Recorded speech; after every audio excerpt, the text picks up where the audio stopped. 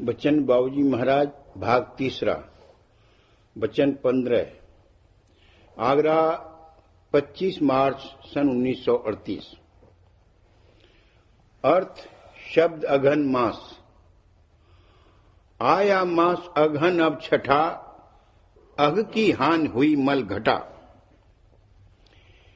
मालिक ने कोई अपना मतलब निकालने के लिए ये रचना नहीं की है।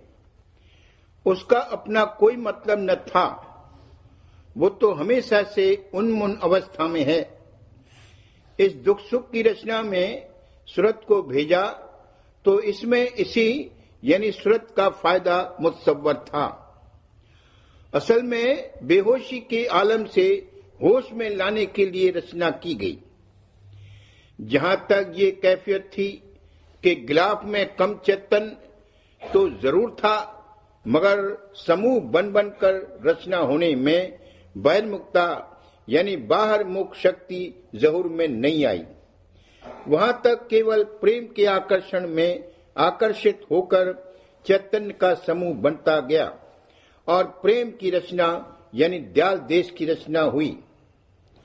महज एक हुआ भी गिलाफ की वजह से उस घाट पर बेहोशी थी।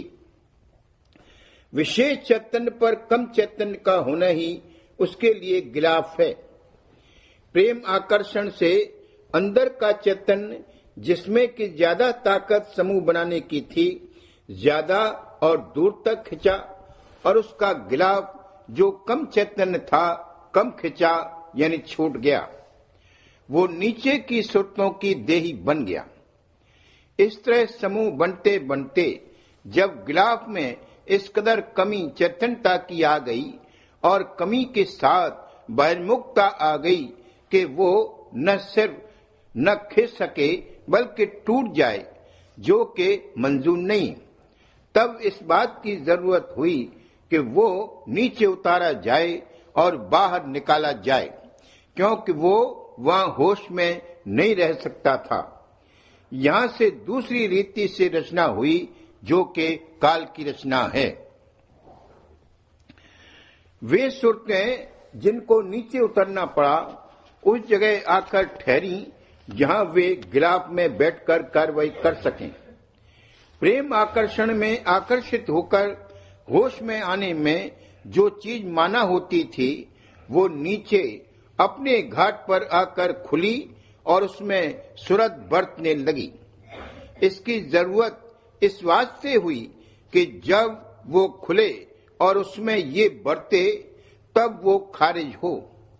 वो यहीं छूट जाएगी और निर्मल सूरत अपने धाम में लौट कर जाएगी। यह रचना के कर्म कहलाते जो इसको नीचे उतार कर लाए। दूसरे इनफरादी कर्म हैं यानी अलग अलग फर्द और व्यक्ति के कर्म हैं।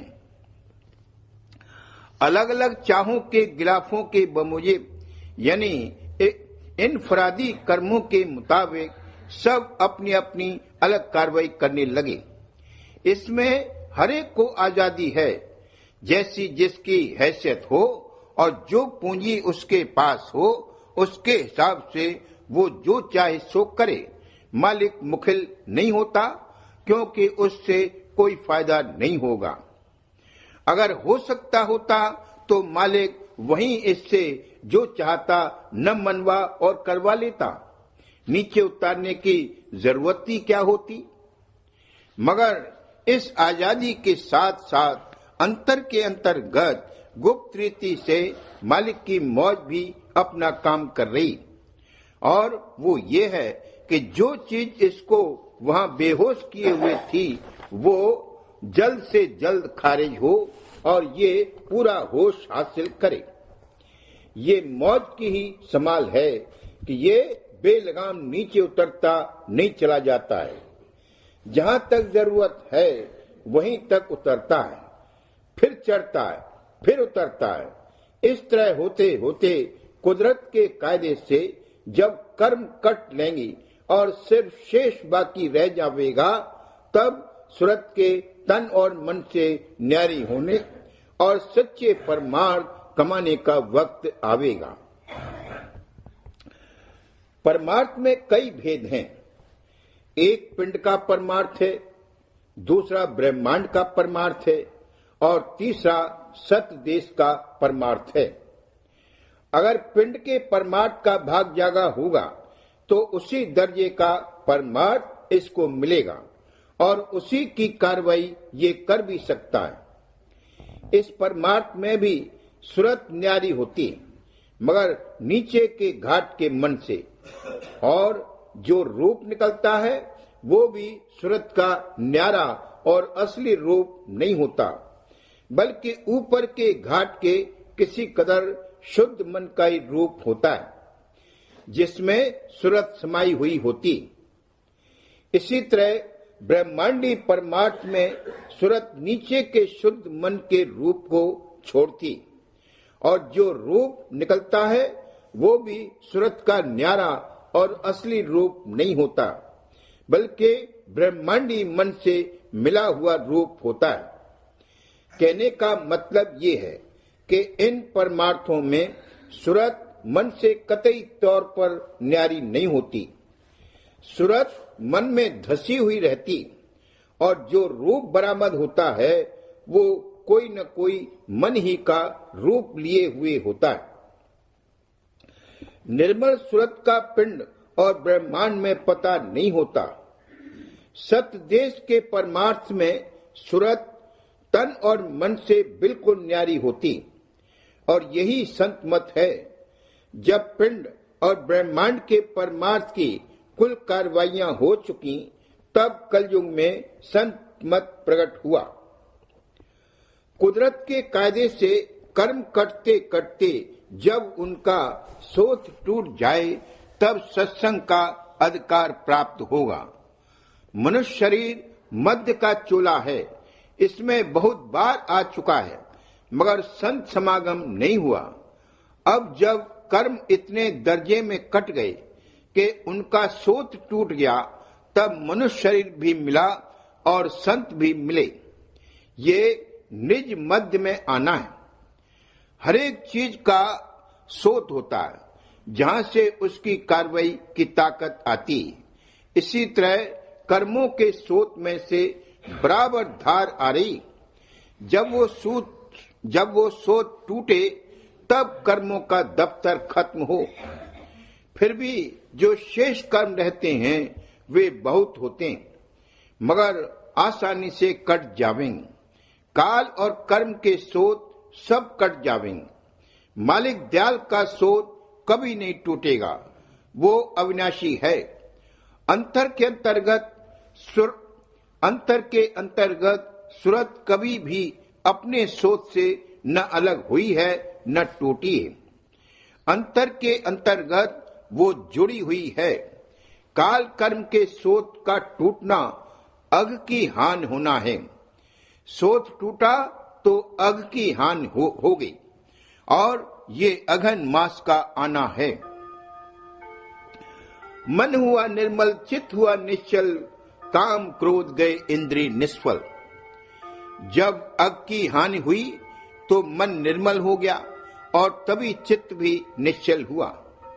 मलिनता के साथ में चंचलता है। वैसे अहंकार सबका मूल है, मगर काम और क्रोध ये दो मुख्य हैं।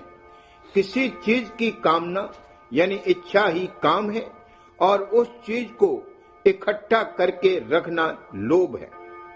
उसमें ममत्व होना मोह है।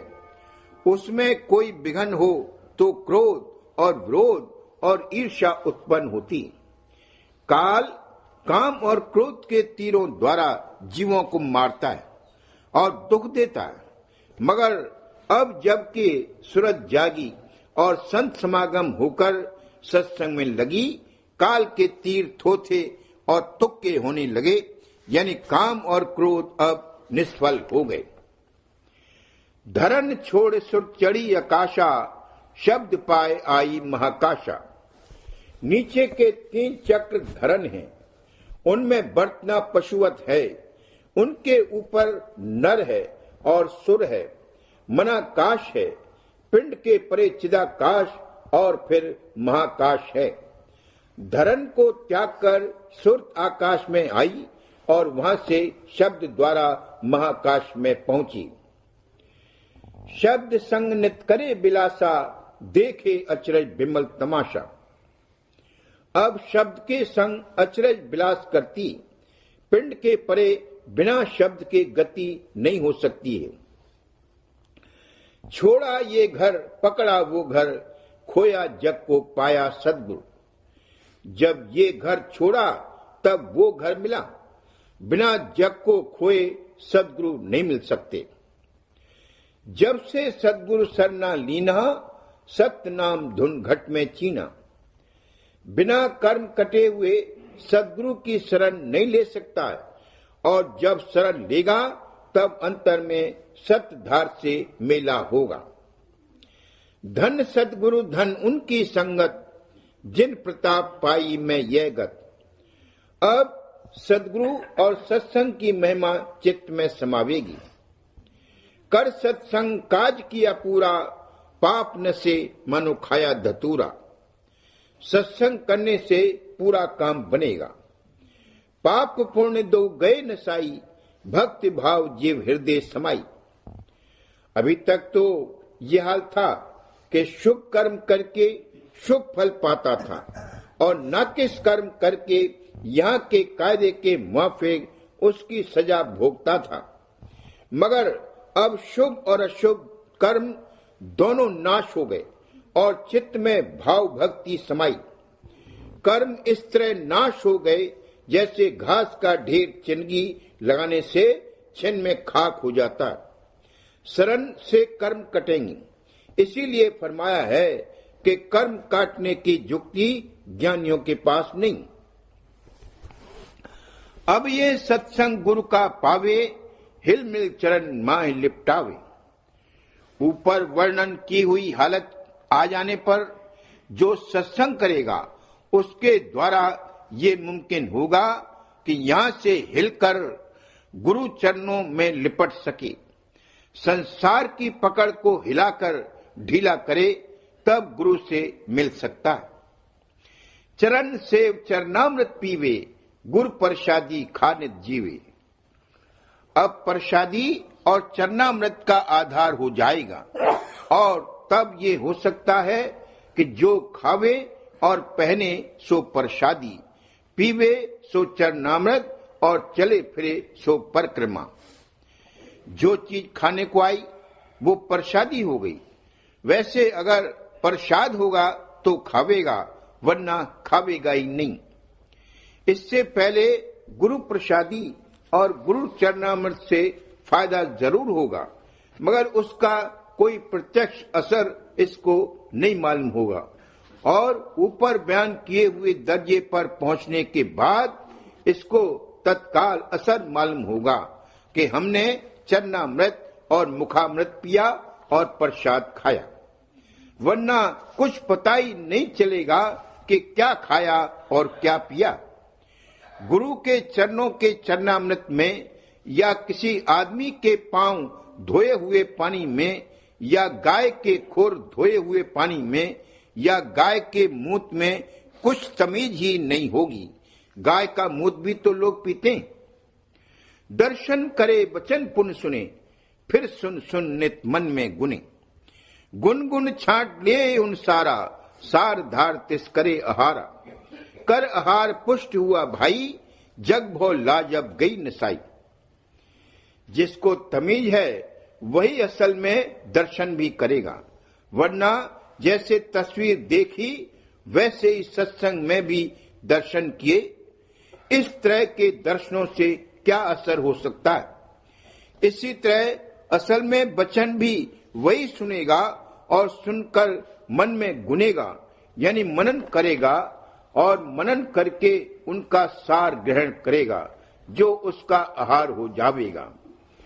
वचन रूपी अमृत का आहार कर करके अंतर में भक्ति पुष्ट होती जाएगी, और फिर जग के भय और लाज कुछ नहीं कर सकेंगे। जग जो चाहे सो कहे, कुछ परवाह नहीं करेगा। पक पक घट में गाड़ा थाना, थान गाड़ अब हुआ दीवाना। फिर सत्संग दीवाना और प्रेम दीवाना हो जाएगा। सारा संसार इसको दीवाना कहेगा, मगर इसको कुछ परवाह न होगी। असल में संसार दीवाना और पागल है। सत्संग करना ऐसा चाहिए, सत्संग का फल ये ही सही है। ये सत्संग की विधि है। इस तरह सत्संग करना चाहिए। सूरत का अंतर में और ऊपर चढ़ना और रस व आनंद का प्राप्त होना तभी हो सकता है जब सत्संग की विधि से किया जाए। जो निपट संसारी और स्वार्थी हैं, उनको तो सत्संग और परमार्थ से कोई मतलब ही नहीं, और न उनको वो कार्रवाई स्वाती। जिनका कुछ परमार्थी भाग जागा है और सत्संग में शामिल भी हुए हैं, मगर मामूली तौर पर सिर्फ जाब्तेदारी व खाना पूरी की कार्रवाई ही करते रहेंगे, तो सिर्फ कर्म फल मिलेगा। वो अभी कर्म के घाट पर हैं। उनको सत्संग का फल यानी सूरत का तन और मन से न्यारा होना और ऊपर चढ़ना और रस व आनंद का मिलना नहीं प्राप्त होगा। सत्संग का रंग नहीं चढ़ेगा। अभी उन पर बहुत कर्म चढ़े हुए हैं और संसार की पकड़ बहुत ज्यादा है। जब उनके कर्म कटकर हल्के हों, तब उन पर सत्संग का प्रेम रंग चढ़ सकता है। मुंह के कहने से कुछ नहीं होगा। सत्संग और परमार्थ की कार्रवाई सुहाने लगे और वचन व उपदेश प्रिय लगने लगे और सत्संग में रस आवे, तब समझना चाहिए कि अब रंग चढ़ना शुरू हुआ। पत्थर पानी लेखा बरता, जल मिश्री सम्मेल न करता। सत्संग में तो शामिल हुए, मगर जल में पत्थर की तरह रहे तो क्या फायदा होगा।